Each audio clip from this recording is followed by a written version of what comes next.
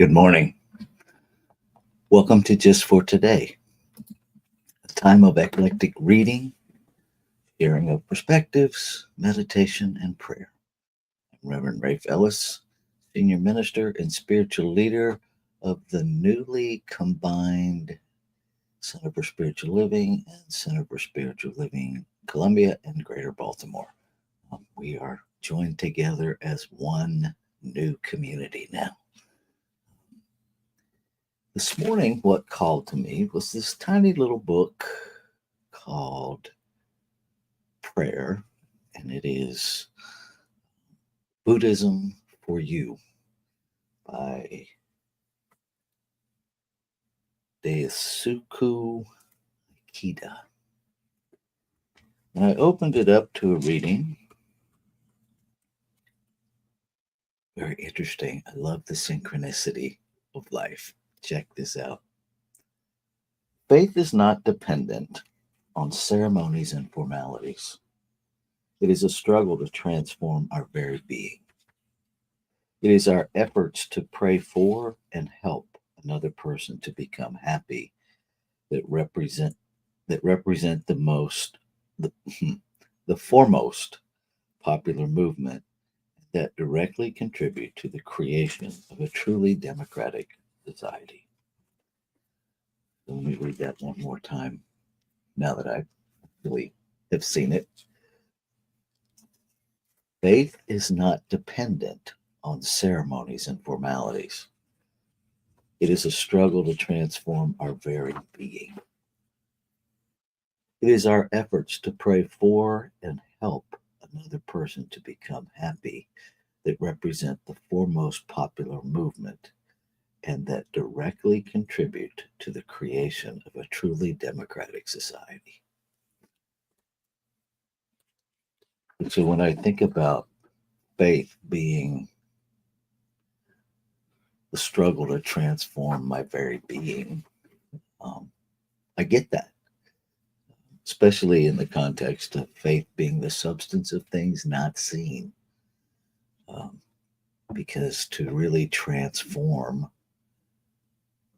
means to render the previous version unrecognizable, which means I have to let go of what I see, what is recognizable, and believe in what is calling to be seen. It is our efforts to pray for and help another person. To me, that speaks to, in Sides of Mind, treat and move our feet. That it demands more than just prayer. It demands that we do something in concert with our prayers.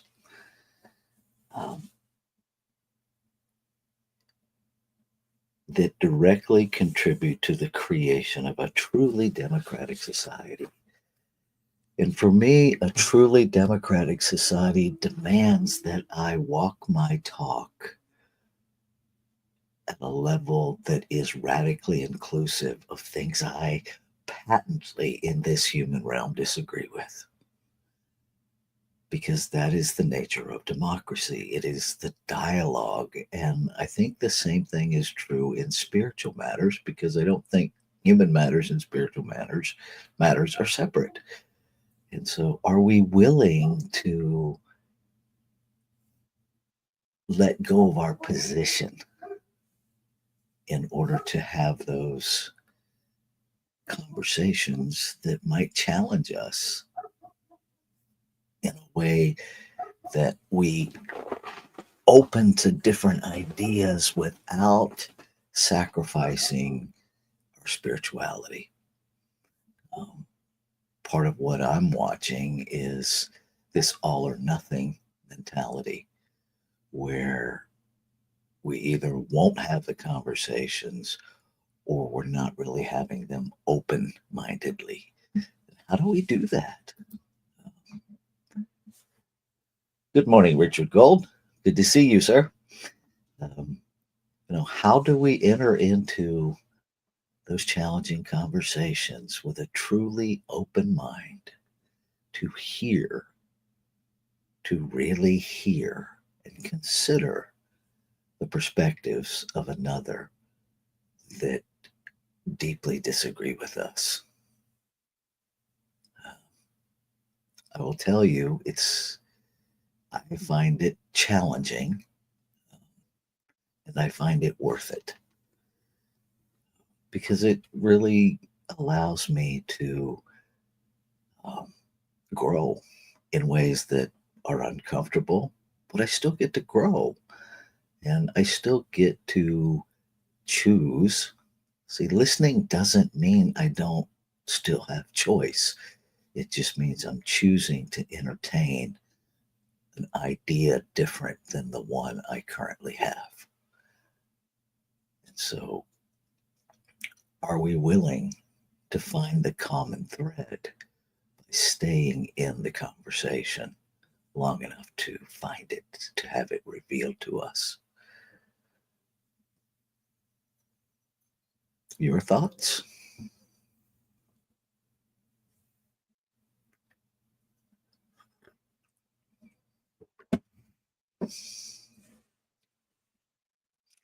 Good morning to the second person who just joined us.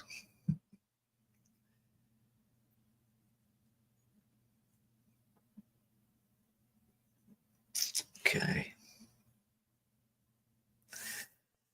All right. So I will, well, let's see if I can find it. Oh, yeah, there it is. So let me read this through one more time and I'll allow that to take us into our time of meditation. It is a 5-minute meditation. So, Richard's comment, but the challenge is dealing with racism. Yes, dealing with the human construct of racism is absolutely challenging. And if we're unwilling to have the conversations, are we ever going to find the root of it and actually transform it? Um, because having a conversation about it in no way suggests that I support it. It means I'm willing to have the conversation. I'm willing to build relationships with all kinds of people, with all thoughts.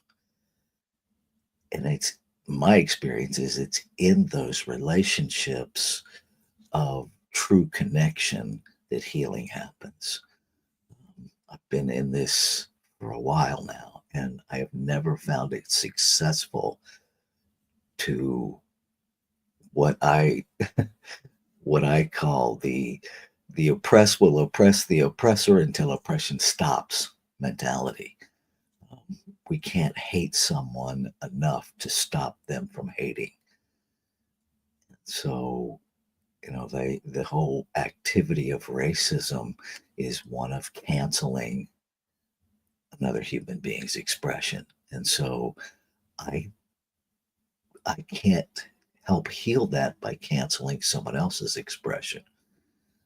And are we willing to be in the messiness, to deeply listen to one another, to hear the beliefs, the thoughts, the socialization, the pain, the fear, whatever it is, whatever label we use for the day that is outpicturing, that is expressing as racism? Um, because racism is a product of thought, it is a product of beliefs. And what we teach is change your thinking, change your life. And I don't see how we do that if we're unwilling to have the conversations. Thoughts? Questions?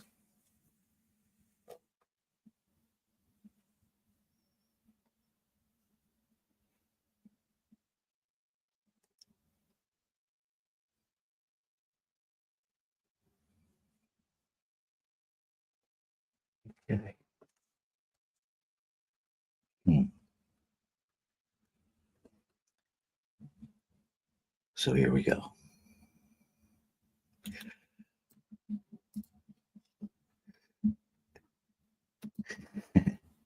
Yes, it is challenging. Um, and I will offer you this, Richard, and anyone else who's listening. When I stop focusing on the hardness of the interactions, they instantly become less hard.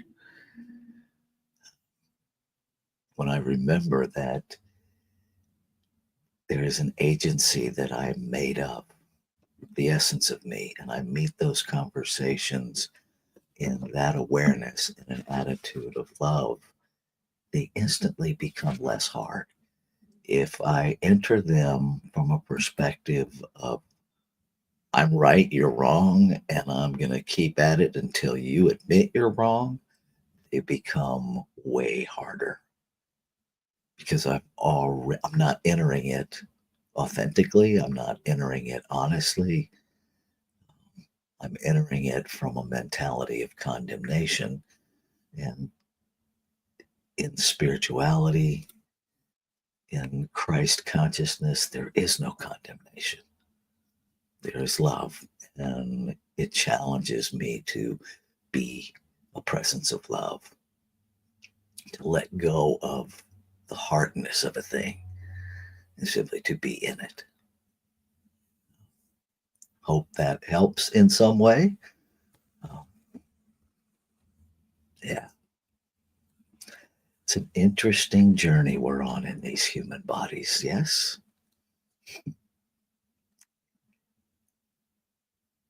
Faith is not dependent on ceremonies and formalities. It is a struggle to transform our very being. It is our efforts to pray for and help another person to become happy that represent the foremost popular movement that directly contribute to the creation of a truly democratic society. And so let's take that idea into our time of meditation.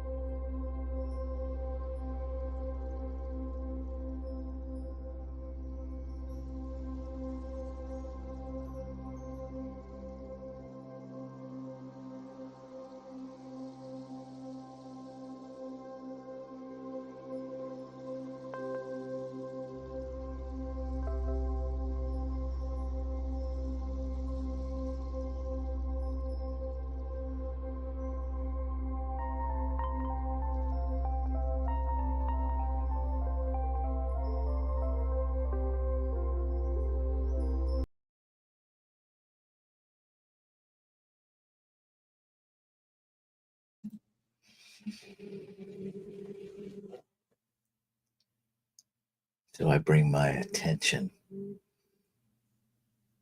to recognize there is only one infinite, eternal omnipresence, omniscience, omnipotence, one love, one peace, one power, one life, one creation, whole, perfect, and complete, one consciousness, one energy. By whatever name we call it, it is changeless, nameless, and limitless. It is the very substance, expression, and activity. Everything, everybody, seen and unseen, is a desire of this one expressing. And it expresses in exquisitely individualized multiplicity. The image and likeness of itself is pure diversity, expanding its expression of itself, expanding its experience.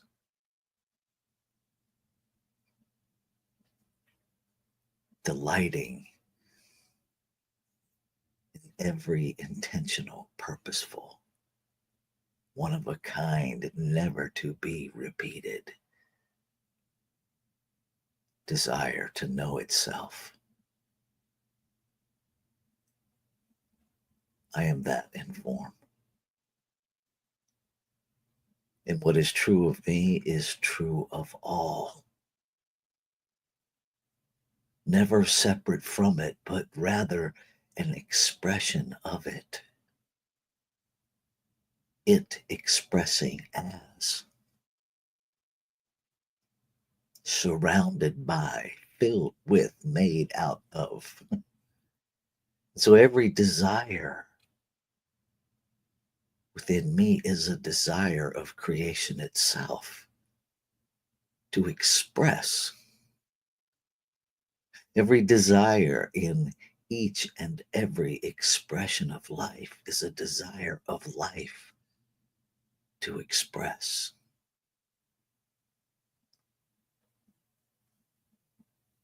And so I speak my word, affirming a realization, a being made real of the awareness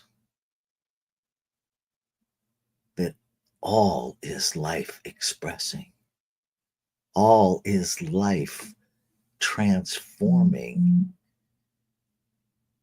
through this journey of returning to the essence of being, to an awareness of the essence of being.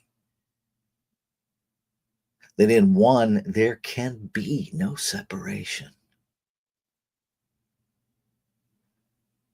So all that I express and all that I witness expressed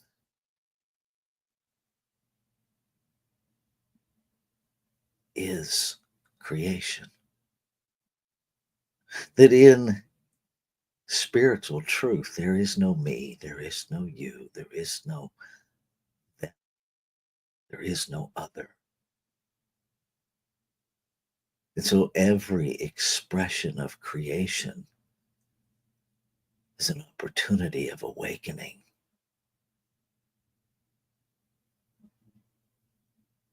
Of taking this individualized thing I call me to a greater experience and expression of all that I am, of the I am.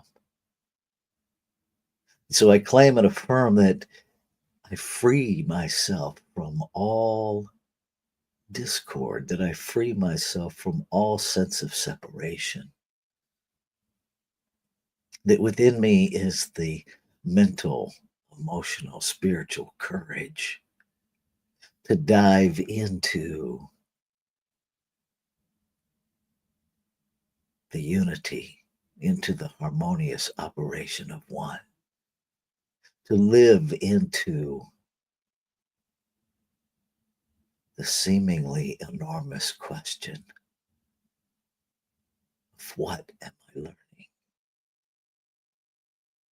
What desire am I expressing as that behavior, as that thought, as that expression?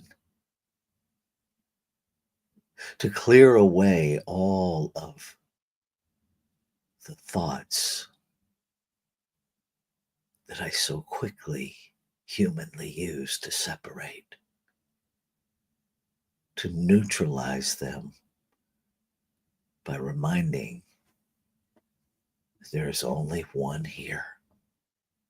And so everything is that one expressing, is that one transforming itself, returning home to awareness, and that everything unlike that perhaps bubbles to the surface to be neutralized. And I claim and affirm that in the seemingly difficult moments, I remember this is transformation.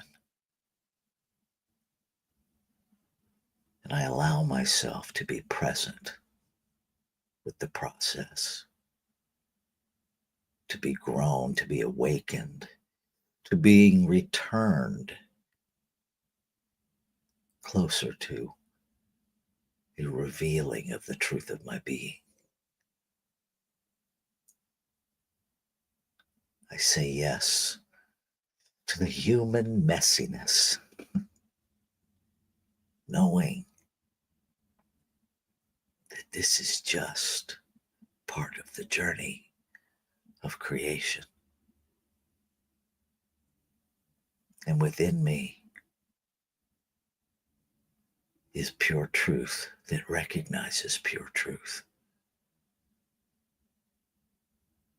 That I say yes to living an awareness of consciousness itself as creation expressing. That I live into the activity of no throwaways. To return over and over again to truth. The truth that has no need or desire to eliminate, but rather illuminate. And I claim and affirm that I am that in form. I allow that reality to shift and change how I show up. To be fully present. To live into that faith that is truly transformative. And I am grateful. I am grateful for the activity of life that always responds to the desires of its heart, its mind, its soul, whatever words we use, that it responds to itself with the affirmative yes, that there is no judgment in the activity of creation that I call law, that it simply responds and makes it so, giving me instant feedback about what is truly operating in my thoughts and beliefs. Grateful, grateful for that laser reflection, that instant reciprocity,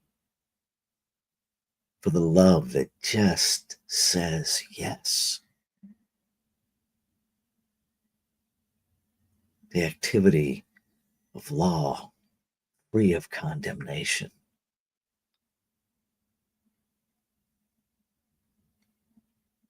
Grateful. And so knowing that the word spoken is the word fulfilled, I let go. I let go of any resistance to awareness. I let go of any need to control. I let go and allow myself to see, to choose to see, and to choose again, to live the process of transformation, to release everything that is not the truth of being, to just simply let it go. And in its place, to step into a greater experience of truth. I let go.